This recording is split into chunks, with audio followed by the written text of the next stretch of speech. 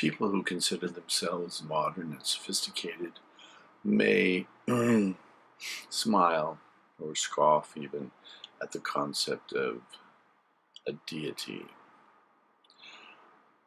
Yet deities are used in Tantra as aids to meditation. But it's more than that. Now,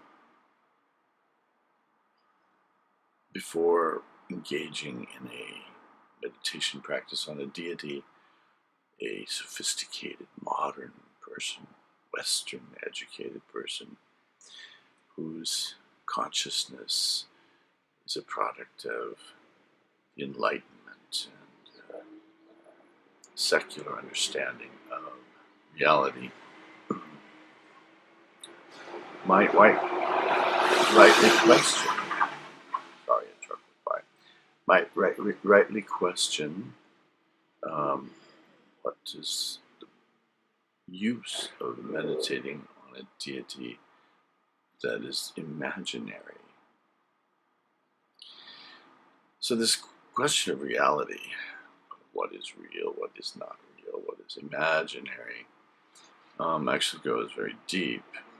When you ask if a deity is real, you may as well ask, are you real? In what sense are you real?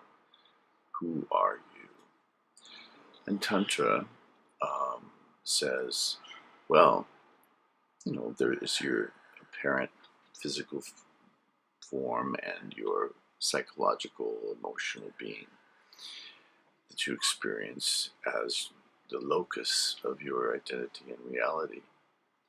But if you analyze that, you find that there is no single element within this pattern of psychophysical functions that you can pinpoint and say, there I am.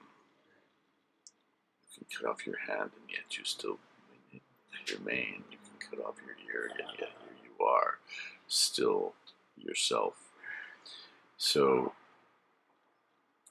your mind can change, your body ages, so many changes that you go through and yet remain you in some sense.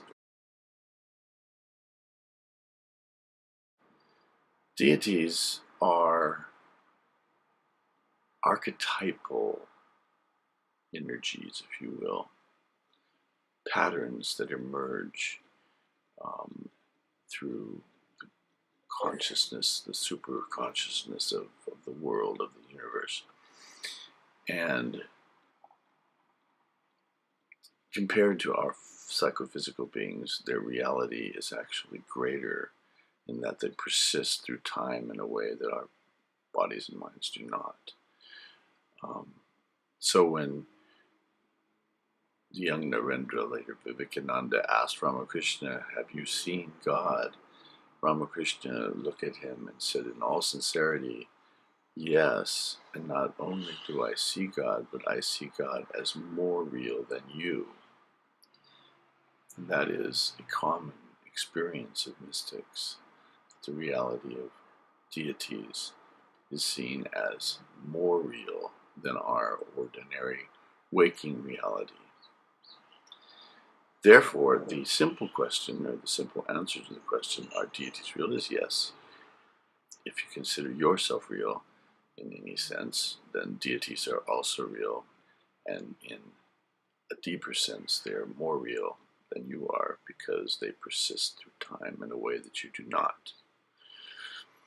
So, then these deities are useful not only as objects of meditation in a kind of cool yogic sense of having some object to focus on, but they are personified, they have personality, and this gives us an opportunity both to identify with them as personified beings and also develop a relationship with them. As long as we see ourselves separate from these deities, then a relationship is possible, and not only is it possible, the relationship can be quite productive.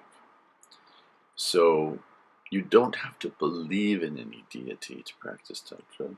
You just need to put aside your skepticism and give it a try.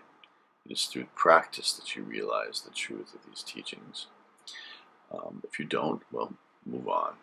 But deities are as real as you are, or more so, and they are useful in meditation and as aids to illumination.